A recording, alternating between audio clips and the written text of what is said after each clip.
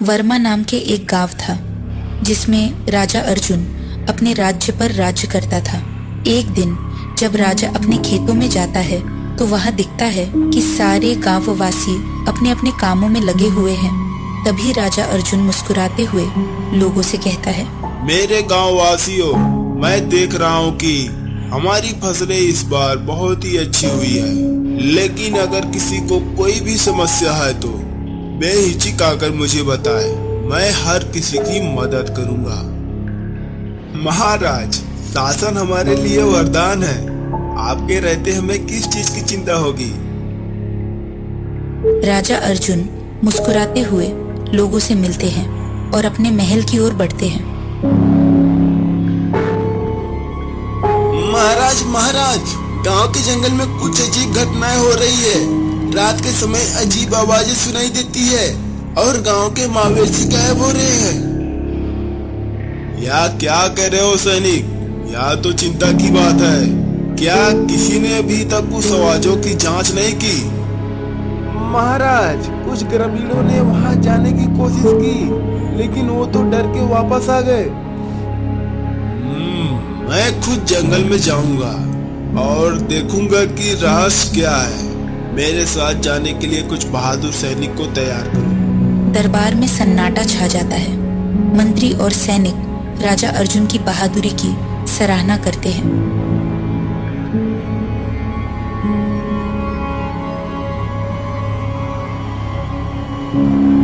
महाराज, यह जगह तो बहुत डरावनी लग रही है। डरने की कोई बात नहीं है। अगर यह हमारा गांव है तो इसे बचाने की जिम्मेदारी हमारी है। आगे बढ़ो। तभी झाड़ियों से अजीब आवाजें आने लगती हैं। सैनिक तलवारें निकाल लेते हैं। महाराज, वो देखिए, झाड़ियों के पीछे कुछ हिल रहा है। सब शांत रहो, मैं देखता हूँ। राजा अर्जुन झाड़ी की ओर बढ़ते हैं। वहां देखते हैं कि एक घायल बाघ पड़ा होता है। अरे, ये तो बाघ है। हाँ, इसलिए परेशान होकर आवाजें कर रहा। सैनिकों, इसे सुरक्षित तरीके से पकड़ो और गांव के वैद्य के पास ले चलो। वैद्य जी के पास ले आते हैं। गांववासी बाघ को देखकर चौंक जाते हैं। महाराज, ये तो बहुत खतरनाक बाघ है। इसे मार क्यों नहीं दिया? यह बाघ हमारे जंगल का हिस्सा है। यह भी हमारे पर्यावरण का संरक्षक है। इसे मारना समाधान नहीं, हमें इसे ठीक करना होगा और फिर जंगल में छोड़ना होगा। गांववासी राजा की समझदारी की सराहना करते हैं। वैद्य जी ने जैसे ही दवा लगते है, बाघ ठीक हो जाता है और राजा अर्जुन उसे जंगल में छोड़ने जाते हैं। गांव में फिर से शांति और समृद्धि लौट आती है। याद रहे, हर जीव इस धरती का हिस्सा है। हमें सबका सम्मान करना चाहिए। गांववासी तालियां बजाते हैं और राजा अर्जुन की जयकार करते हैं। एक गांव था जिसमें रमेश नाम का एक किसान रहा करता था, जिसके दो बेटे थे।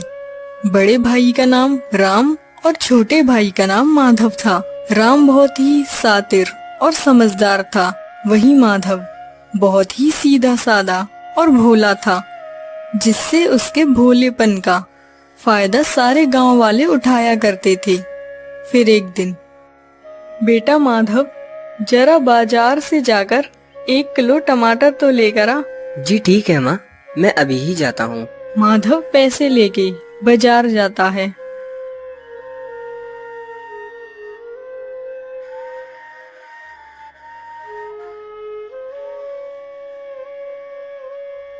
रास्ते में माधव का दोस्त उसे मिलता है। अरे माधव भाई, कहाँ जा रहा है? बस भाई, बाजार जा रहा था घर का कुछ सामान लेने। और तू बता, घर पे सब कुछ ठीक तो है ना? अरे अब तुझे क्या ही बताऊं, इस साल तो फसल की कीमत बहुत ही कम हो गई है। अब सारे किसानों को कम पैसों में ही गुजारा करना होगा। अरे ये तो बहुत बुरा हुआ। चल अब मैं चलता हूँ, मुझे देरी हो रही है। माधव फिर से चलने लगता है और चलते चलते वह बाजार पहुंच ही जाता है और एक टमाटर वाले की दुकान पर पहुंच जाता है। अरे भैया, 1 किलो टमाटर कितने के दिए? अरे ये तो वही मूर्ख है जो हर किसी की बातों में आ जाता है। अरे भाई, टमाटर 50 रुपए किलो है, 50 रुपए किलो। माधव बिना मोल भाव किए ही पैसे दे देता है और वहीं से माधव का बड़ा भाई राम गुजर रहा होता है। वह अपने भाई को दुकान पर देखकर वहीं पहुंच जाता है। अरे भाई, तुम मेरे भाई का भोले होने का फायदा उठा रहे हो। चुपचाप से जितने पैसे बच रहे हैं उसे वापस करो। वह माधव के पैसे वापस कर देता है और वह दोनों घर जाने लगते हैं। अरे माधव, आखिर तू अपनी जिम्मेदारी कब समझेगा? तू हर किसी से बिना मोल भाव किए ही सामान को खरीद लेता है। कम से कम तुझे थोड़े तो पैसे कम करवाने चाहिए थे। हाँ भैया, आप सही बोल रहे हो। मैंने सोचा वह दुकानदार कम दाम में सही सामान दे रहा है, इसीलिए मैंने कोई मोल भाव नहीं किया।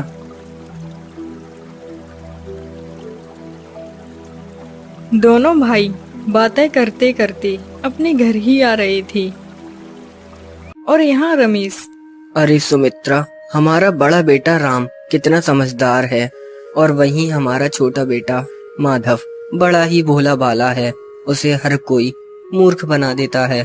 मेरे मरने के बाद राम तो अपनी जिम्मेदारी समझ लेगा, परंतु माधव क्या करेगा? वह दोनों भाई घर आते हैं और अपने पिता की बातें सुन लेते हैं। पिताजी, आप चिंता क्यों करते हो? मैं हूँ ना, मैं अपने छोटे भाई का ख्याल रखूंगा और उसे उसकी जिम्मेदारी समझा दूंगा। हाँ बेटा, मुझे तुझसे यही उम्मीद थी। मेरे मरने के बाद अपने छोटे भाई का ख्याल रखना। सभी को बातें करते करते शाम हो जाती है।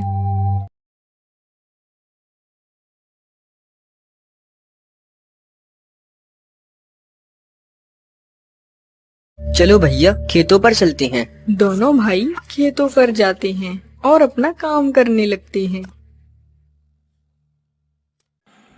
दोनों शाम को घर आते हैं और देखते हैं उनके पिता की तबीयत बहुत ज्यादा खराब थी।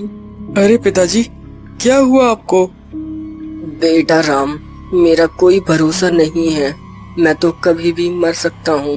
मैं चाहता हूँ मेरे जीते जी तुम दोनों शादी कर लो।